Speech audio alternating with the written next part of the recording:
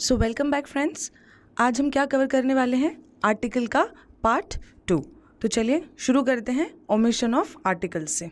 Third, सबसे ज़्यादा important कि कहाँ कहाँ आर्टिकल नहीं लगाना है, कि मतलब ए लगा दिया, एन लगा दिया, द लगा दिया, अब कहाँ छोड़ देना है। ठीक है, तो सबसे पहला रूल है कि प्रॉपर नाउन्स के पहले हम कभी भी आर्टिकल्स का इस्तेमाल नहीं करते, है ना।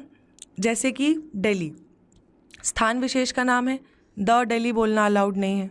इंडिया, द इंडिया बोलना अलाउड नहीं है। कैपिटल के आगे द लग रहा है क्योंकि पहली बात तो ये कॉमन नाउन है और एक ही कैपिटल है इंडिया की, तो the. He is a Rohit, ये एक रोहित है, नहीं हो सकता।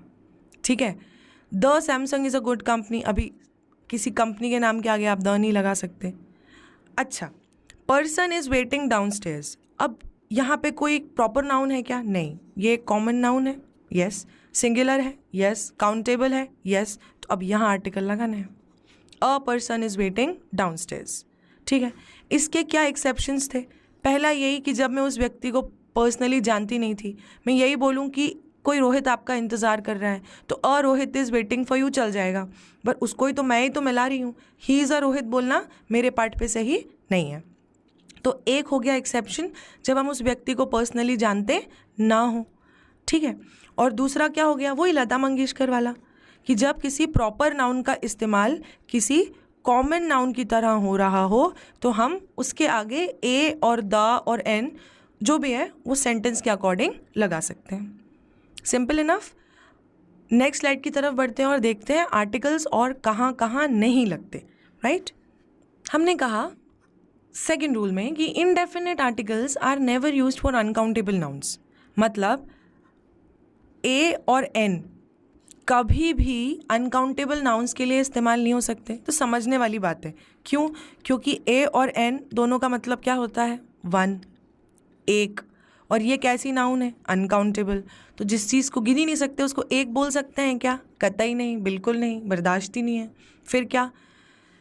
ये तो डन एंड डस्टेड है कि यहाँ तो लगेगा ही नहीं। ठीक है, however the can be used if they are being specified in any way. कहने का मतलब कि अगर कोई अनकाउंटेबल नाउन है, नॉर्मली यूज़ हो रही है, तो कोई आर्टिकल लगाने की ज़रूरत नहीं है। पर अगर किसी तरीके से हमने क्या कर दिया? स्पेसिफाई कर दिया, स्पेसिफिकेशन कर दिया, उसे फिक्स कर दिया, डेफिनेट कर दिया, तो फिर द लग सकता है। हर केस में नहीं, कभी कभी। अब हम समझते हैं कैसे। चलिए, तो पहला एग्जाम्पल देखते हैं। The leather is used in making shoes. Leather मतलब भाई चमड़ा। हमने कहा चमड़े का इस्तेमाल शूज़ बनाने के लिए किया जाता है। अब ये लेदर कैसी नाउन है? अनकाउंटेबल। तो रूल क्या कहता है? कोई आर्टिकल मत लगाओ, कोई भी आर्टिकल मत लगाओ। सेकेंड चीज़, मैंने बोला आगरा का लेदर बहुत फेमस है भाई। अब मैंने क्या किया? इस लेदर को स्पेसिफाई कर दिया। कहाँ का लेदर? आगरा का। सब की बात नहीं कर रही, तो फिर यहाँ पे द जो है वो करेक्ट है। ठीक है, जैसे मैंने कहा द वाटर इज़ लाइफ। अब वाटर कैसी नाउन है? अनकाउंटेबल, तो ये द की कोई ज़रूरत नहीं है। वाटर इज़ लाइफ, ये करेक्ट सेंटेंस है। पर अब मैं बोलूँ the water of the Ganga is sacred. Sacred मतलब पवित्र, है ना। अब पहली बात तो ये देखिए कि गंगा था तो मैंने आगे द लगाया है। ठीक है, और दूसरी बात, हम किस पानी की बात कर रहे हैं? गंगा के पानी की। तो अब ये पानी किसी फिक्स्ड स्पेसिफाइड वे में यूज़ हो रहा है, तो यहाँ पे द चल जाएगा। Very correct. ठीक है, I am going to invest in the gold. अभी गोल्ड मतलब सोना, कैसी नाउन है? अनकाउंटेबल नाउन है, द लगाने की कोई ज़रूरत नहीं है। पर the gold of this ring, जो मैं अपने हाथ में पहनी हुई हूँ, is of good quality, 24 carat की है। ठीक है, तो अब मैंने उस गोल्ड को क्या किया? स्पेसिफाई कर दिया। कौन से सोने की? ये जो मेरी अंगूठी में है। तो ये भी सही हो गया। हम सब ने ये पढ़ा है, honesty is the best policy. अगर इसके आगे द लगा दूँ तो the honesty is the best policy, गलत हो गया, तो यहाँ तो नहीं लगेगा। पर नेक्स्ट देखिए, हमने कहा the honesty of this man is appreciable. मैं क्लास में आई, 10,000 रुपये कैश छोड़ के चली गई। आप में से एक व्यक्ति वापस आया और उसने मुझे पैसे दे दिए। अब मैंने कहा कि जो ईमानदारी इस व्यक्ति ने दिखाई है ना, ये बहुत काबिल तारीफ़ है। तो अब मैंने क्या किया, ऑनेस्टी को क्या कर दिया, स्पेसिफाई कर दिया, तो यहाँ पे द चल गया। तो हमारा रूल कहता है कि अनकाउंटेबल नाउन्स के साथ नॉर्मली कोई भी आर्टिकल नहीं लगाया जाता, जिसमें ए और एन तो लगाए नहीं जा सकते क्योंकि वो उनका तो मतलब ही एक है और ये अनकाउंटेबल नाउन्स हैं। पर द लगाया जा सकता है अगर वो अनकाउंटेबल नाउन किसी भी तरीके से स्पेसिफाई या फिक्स की गई हों। आई होप ये आपको समझ में आया हो। This is a very important rule, है ना। जितने चाहो इतने स्टार बना लेना अपनी तरफ से। ठीक, तो चलिए आगे बढ़ते हैं। Before the names of languages, मतलब जो भाषाओं के नाम होते हैं ना, उनके पहले हम कभी भी आर्टिकल का प्रयोग नहीं करते। ऐसा क्यों? क्योंकि देखिए, ये चाइनीज़ फोर्सेस हैं, मतलब आर्मी वाली, है ना, और आई लर्न द चाइनीज़, तो दोनों को मैं चाइनीज़ बोल रही हूँ, मतलब भाषा का नाम भी वही है और नेशनैलिटी का नाम भी वही है। तो उन्होंने सिंपल एक रूल बना दिया कि जहाँ तुम्हें नेशनैलिटी दिखे, मतलब जहाँ पे तुम्हें किसी की नागरिकता के बारे में बात करनी हो, वहाँ तुम क्या लगा दो, द। और जब लैंग्वेज की बात आए तो कभी मत लगाना क्या, द। कन्फ्यूजन ही हटाओ। जैसे हमने कहा द चाइनीज़ फोर्सेस अटैक्ड अस, तो मतलब फोर्सेस का क्या मतलब, आर्मी, है ना, सेना वहाँ की। तो यहाँ पे तो दा लगा, क्यों? क्योंकि ये चाइनीज़ चाइना के लोगों की फोर्सेस है ना, नेशनैलिटी है, तो दा लगा। पर मैंने बोला मैंने चाइनीज़ लैंग्वेज सीख ली, आई लर्नड द चाइनीज़, तो ये गलत हो गया। आपको क्या बोलना है, आई लर्नड चाइनीज़, सिंपल। तो नेशनैलिटी के आगे द लगाओ, लैंग्वेज के आगे मत लगाओ। पर जब मैंने एक बार लैंग्वेज के नाम के बाद लैंग्वेज वर्ड यूज़ कर लिया तो फिर तो कोई कन्फ्यूजन का स्कोप ही नहीं है। और अगर लैंग्वेज आया तो फिर द भी आएगा। कहने का क्या मतलब, द इंग्लिश गलत है पर द इंग्लिश लैंग्वेज सही है। द इंग्लिश कब गलत है, जब हम किसके बारे में बात कर रहे हैं, भाषा के बारे में। अदरवाइज द इंग्लिश का मतलब हो जाएगा अंग्रेज, है ना, अंग्रेजों की बात करूँगी मैं जो इंग्लैंड में रहते हैं, इंग्लिश पीपल। आई होप ये क्लियर हो गया हो, ये बहुत इंपॉर्टेंट है, इसको भी याद रखिएगा, ठीक है। फिर है फोर्थ कहता है कि कॉमन नाउन्स के पहले हम नहीं लगाते कभी क्या, द, जब उसको हमें सबसे वाइडेस्ट सेंस में यूज़ करना हो। मतलब जैसे मैंने बोला मैन, तो दुनिया में जितने मैन है ना सब पे अप्लाई हो रहा है। वाइडेस्ट सेंस का मतलब ये कि जहाँ तक ये फैलाया जा सकता है, जिसको कवर किया जा सकता है, सबको करेगा, सब पे एप्लीकेबल है, राइट। जो भी मैन है, अभी मैन का मतलब ये नहीं कि वुमन नहीं है, मैन मतलब मानव, ठीक है। जैसे मैंने लिखा द मैन इज़ मॉर्टल, कि एक दिन तो भाई सभी निपटेंगे, है ना। इमॉर्टल मतलब होता है शाश्वत, मॉर्टल मतलब जो एक दिन मरे, ठीक है। द मैन इज़ मॉर्टल, तो अब ये मैन तो सारे ही हैं, है ना, मतलब सभी मॉर्टल हैं, सभी को एक दिन मरना है, तो वाइडेस्ट सेंस में यूज़ हो रहा है तो द नहीं आएगा, ठीक है। मैन इज़ मॉर्टल, ये करेक्ट है। The lion is carnivorous, carnivorous मतलब क्या होता है, मांसाहारी, है ना। तो एक लायन तो नहीं है, जितने लायंस हैं सबके लिए ये एप्लीकेबल है, तो यहाँ भी द नहीं आएगा, लायन इज कार्निवरस। समझ गए आप। फिफ्थ कहता है बिफोर मोड्स ऑफ ट्रैवल, मतलब इधर उधर जाने के लिए जो हम संसाधन यूज़ करते हैं, है ना।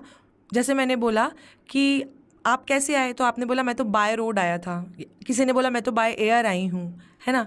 तो आप ये समझिए कि बाय एयर होता है, बाय द एयर नहीं होता, बाय द रोड नहीं होता, बाय रोड होता है। इसमें हम द का उपयोग नहीं करेंगे, सिंपल इनफ। नेक्स्ट रूल कहता है कि स्कूल, कॉलेज, प्रिजन मतलब जेल, court, home, church, bed, hospital, market, ये जो जगह होती है ना, इन सब के आगे हम कभी भी द नहीं लगाते। मतलब I am going to the school नहीं होगा अगर मैं स्कूल जा रही हूँ तो। कब होगा, जब उनका जो पर्पज़ है, मतलब स्कूल आदमी क्यों जाता है नॉर्मली, पढ़ने के लिए, पढ़ाने के लिए। पर मान लीजिए आपकी कंप्लेंट हो गई, आपके मम्मी पापा को स्कूल जाना पड़ा, तो अब वो बोलेंगे I am going to the school.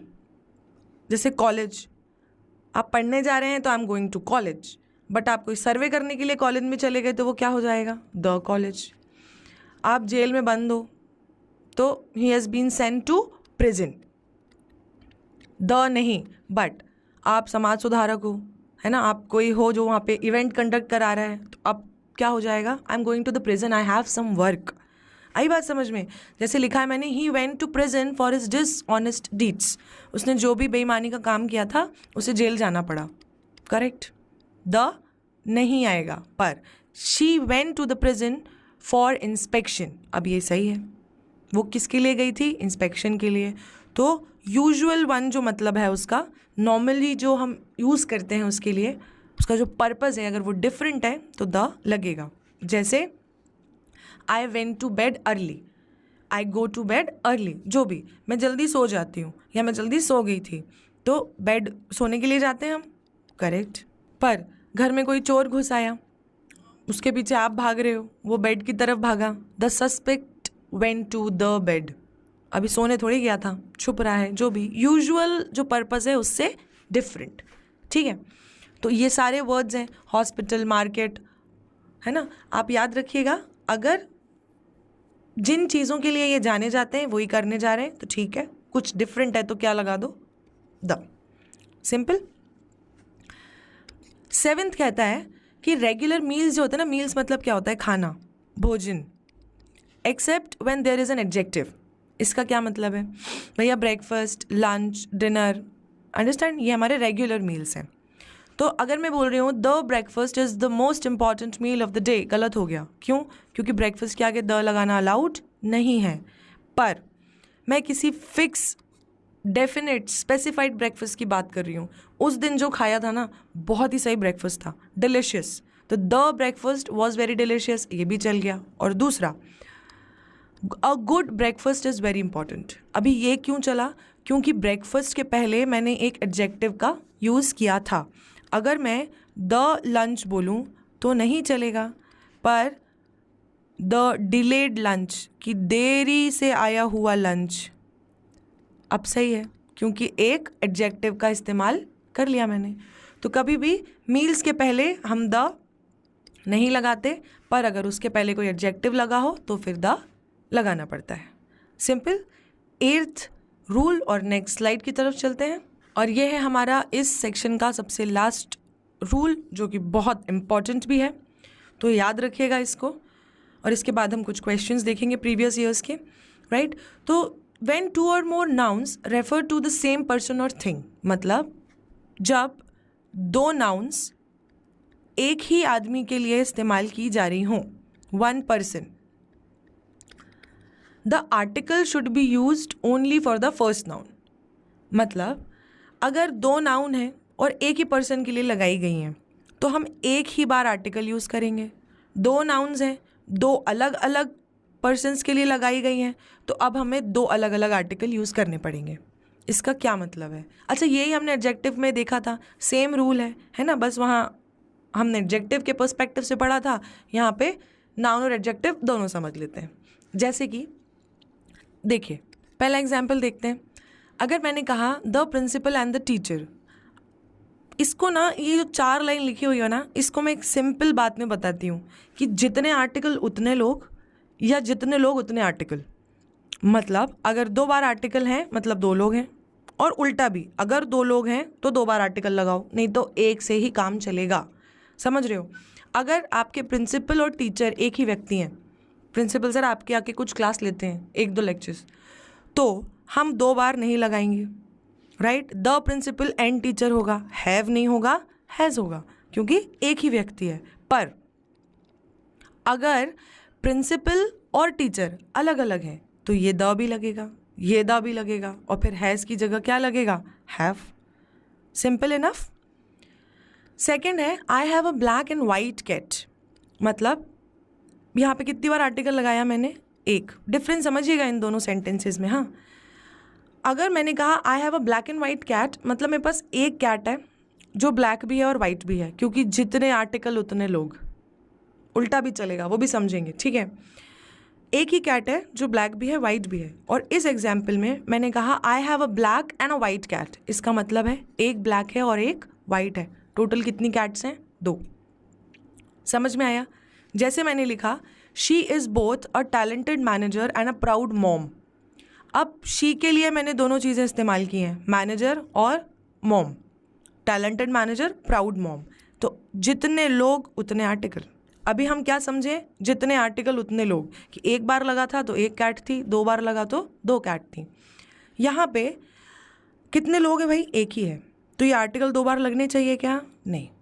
तो correct sentence is she is both a talented manager and proud mom. Simple enough. 5th वाला देखिए, the inner and outer walls of this container are made of different materials. इसमें कुछ गलत है क्या, मैं कह रही हूँ इनर और आउटर वॉल जो है कंटेनर की वो अलग अलग मटेरियल से बनी हुई हैं। अब मुझे बताइए, इसमें इतने हिंट्स हैं ना, पहली तो वॉल्स लिखा है, मतलब कितनी वॉल्स हैं, 2। आर लिखा है, मतलब कितनी वॉल्स हैं, 2। और आर्टिकल कितनी बार लगा है, 1। तो सेंटेंस कैसा हो गया, गलत। इनर के आगे द लगा है, आउटर के आगे भी द लगाना चाहिए। The inner and the outer walls of this container are made of different materials, क्योंकि हम 2 अलग अलग चीज़ों की बात कर रहे थे। Simple enough. ये लास्ट बचा हुआ है कि एक छोटा सा नोट है जो आपको ध्यान में रखना है कि हमेशा movies, theatre, cinema, office, picture, circus, station और बस स्टॉप वगैरह के आगे द लगाना ही है। I am going to the movies, है ना, I am going to the theatre, I am watching the cinema, I am going to the office, है ना। तो ये वाले जो वर्ड्स हैं आपको दिमाग में रखने पड़ेंगे कि इनके आगे you are always suppose to say the. तो यहाँ पे सारी पढ़ने और समझने की चीज़ें ख़त्म होती हैं, फिनिश होती हैं आर्टिकल से रिलेटेड। अब हमें क्या देखना है, ऐसे क्वेश्चंस जो कि प्रीवियस ईयर्स में पूछे गए हैं आर्टिकल से रिलेटेड। चलिए फर्स्ट क्वेश्चन देखते हैं। Taxi hailing ventures are significantly increasing the number of cabs that offer free Wi-Fi following success of pilot projects. पहली बात, मतलब क्या हुआ इसका कि जो टैक्सी वाले वेंचर्स हैं वो उन कैब्स का नंबर बढ़ा रहे हैं जो कि फ्री वाईफाई ऑफर कर रही थी। क्यों? क्योंकि जो शुरुआती प्रोजेक्ट्स थे उन्हें काफ़ी सफलता मिली। अगर आप ये क्वेश्चन ढूंढेंगे, बैंक पीओ 2015 में पूछा गया है, कई जगह दिखेगा कि जो ऑप्शन बी है ना वो इसका आंसर है कि द नंबर नहीं होना चाहिए। बट इस सेंटेंस में कोई गलती नहीं है, नो एरर है। ये मैंने खास मकसद के लिए इंक्लूड किया है कि जस्ट बिकॉज आपको क्वेश्चंस दिख रहे हैं फाइंड दी एरर में, इसका मतलब ये नहीं है कि आप अपनी इज्जत पे ले लें और गलती ना हो तो भी निकाल के दम माने। नहीं, नो एरर मार्क करने के लिए थोड़ी ज़्यादा हिम्मत लगती है, ज़्यादा कॉन्फिडेंस लगता है। क्यों? क्योंकि सच में पता होना चाहिए कि सब कुछ सही है, राइट। तो क्या करना है भाई, द नंबर ऑफ और अ नंबर ऑफ का इंट्रोडक्शन मैंने आपको नाउन में भी दिया था और सब्जेक्ट वर्ब अग्रीमेंट में भी दिया था। एक फिक्स नंबर है ना, जितनी भी कैब्स हैं एक संख्या है, उस संख्या को बढ़ाने की बात हो रही है तो द ही सही है। अ नंबर ऑफ मतलब होता है बहुत सारा, ठीक है, तो इसमें कोई गलती नहीं है। सेकेंड क्वेश्चन देखते हैं, MPSI 2017। यहाँ पे आर्टिकल्स फिल करने थे आपको ए, एन और द के लिए। So lack of communication skills is frustrating and can make blank aspiring student over sensitive. तो बताइए भाई, लैक किस चीज़ का, कम्युनिकेशन स्किल्स का। कमी, किसी पर्टिकुलर कमी की बात कर रहे हैं, वरना कमियाँ तो बहुत होती हैं, तो स्पेसिफिक हो गया, इसीलिए the lack of communication skills is frustrating and can make एक एस्पायरिंग स्टूडेंट को ओवर सेंसिटिव। और ये शुरू किससे हो रहा है, ए से, तो यहाँ क्या लगेगा, an. Simple enough. SBI PO 2016 में पूछा गया, थर्ड क्वेश्चन हमारा, the need to set up a good library in the locality has been in the minds of people for some time now. क्या गलती है भैया इसमें? उन्होंने बोला कि लोकेलिटी में एक गुड लाइब्रेरी सेट करने की जो ज़रूरत है वो इन लोगों के माइंड में कुछ समय से है। अब इन लोगों के माइंड में तो कोई फिक्स लोग हैं, कौन से लोग, जो उस लोकेलिटी में रहते हैं, तो फिक्स है उसके लिए क्या लगाएंगे, द, राइट। फोर्थ क्वेश्चन देखते हैं। फोर्थ क्वेश्चन है भाई, bank PO 2017, partnership has been signed by an Indian pharmaceutical company, है ना, एक फार्मास्यूटिकल कंपनी है इंडियन, उसने पार्टनरशिप साइन की with a one from Japan in order to develop a vaccine for the chikungunya virus. Now मुझे एक बात बताइए, अ भी लिख दिया और वन भी लिख दिया, चल पाएगा क्या? अ का तो मतलब ही क्या होता है, एक या वन, तो इसकी तो कोई ज़रूरत ही नहीं। आंसर क्या है, C. Simple enough. Fifth question कहाँ पूछा गया, SSC 2019। The mathematical calculation of this problem is easier than a previous one. अब हमने एक रूल पढ़ा था कि जब दो चीज़ों में कंपैरिजन होता है या चॉइस की बात आती है, आपको कोई चीज़ चूज़ करनी होती है, तो कंपैरेटिव डिग्रीज के साथ क्या लगाते हैं आप? द। तो आपके पास दो क्वेश्चंस थे, दो सम थे, आपने बोला ये वाला उसकी अपेक्षा ज़्यादा इजी है, तो अ नहीं द। एक बात तो हो गई ये, और दूसरी जो प्रीवियस है ना, ये पोजीशन भी बता रहा है ना, तो पोजीशन के लिए तो हम हमेशा क्या लगाते हैं? द। तो दोनों रूल से अ नहीं आना चाहिए, द आना चाहिए, ठीक है। 6th, here is something pretty you can wear in party. SSC 2018. Here is something pretty you can wear in the party. ये कुछ है अच्छी चीज़ जो आप पार्टी में पहन सकते हैं। अब समझिए, या तो मैं बोलूँगी आप किसी पार्टी में पहन सकते हैं, या मैं बोलूँगी ये वाली जो पार्टी आ रही है ना उसमें पहन लेना। इन एनी केस पार्टी को अकेले लिखना तो सही नहीं है। ये ले लो भाई, कभी किसी पार्टी में पहन लेना, वो भी सही है। ये लो, इस पार्टी में पहन लेना, बट आर्टिकल की ज़रूरत तो है, करेक्ट। इसीलिए यहाँ पे डी आंसर है, सिंपल इनफ। आगे बढ़ते हैं 7th क्वेश्चन की तरफ। कहाँ पूछा गया? Bank PO 2018। Revolutionary scientists designed a multiple strategies to make the will of people discernible. अच्छा, मुझे बताइए, हमने अभी एक रूल पढ़ा कि जब भी कोई अनकाउंटेबल नाउन होती है तो उसके आगे कोई आर्टिकल लगता है क्या? नहीं। कब तक नहीं लगता? जब तक ये अनकाउंटेबल नाउन किसी तरीके से क्या ना हो जाए, फिक्स ना हो जाए या स्पेसिफाई ना हो जाए, राइट। अब मुझे बताइए, ये द लिखा हुआ है और ये विल लिखा हुआ है। विल मतलब इच्छा लोगों की होगी, राइट, और किसी खास लोग की बात भी नहीं कर रहे, पीपल इन जनरल बात कर रहे हैं, तो इस विल के आगे इस द का कोई सेंस नहीं है। अनकाउंटेबल नाउन के आगे किसी आर्टिकल का यूज़ तब तक नहीं किया जाता जब तक वो किसी तरीके से स्पेसिफाइड हो। अगर स्पेसिफाइड है तो क्या लगेगा? द। तो यहाँ पे ज़रूरत नहीं है, तो आंसर क्या है इसका? सी, करेक्ट। अगले स्लाइड की तरफ बढ़ते हैं। तो देखिए next question, if a man diligently seeks to come into contact with the best that has been thought and said in this world, he will become simple and selfish. कहाँ पूछा गया? Bank PO 2017। और ये ना पढ़ते हुए समझ, अच्छा देखिए, बड़े बड़े वर्ड्स लिख देने से, लंबे लंबे सेंटेंसेस बना देने से या सेंटेंस को कॉम्प्लिकेट कर देने से एरर्स के उसमें कोई चेंज नहीं आता। एरर्स वही होते हैं, सिंपल रूल्स पे बेस्ड। तो अभी मुझे बताइए कि कॉन्टैक्ट के आगे द लगाने की क्या ज़रूरत है? कुछ है क्या? किसी तरीके से स्पेसिफाई है क्या? कांटेक्ट में आए, बस ऐसे कांटेक्ट में आए, वैसे कांटेक्ट में आए, कुछ होता तो द समझ आता, बट हमेशा हम क्या बोलते हैं? He came into contact, right, the नहीं लगता। तो यहाँ पे आंसर क्या है? अ। Simple enough.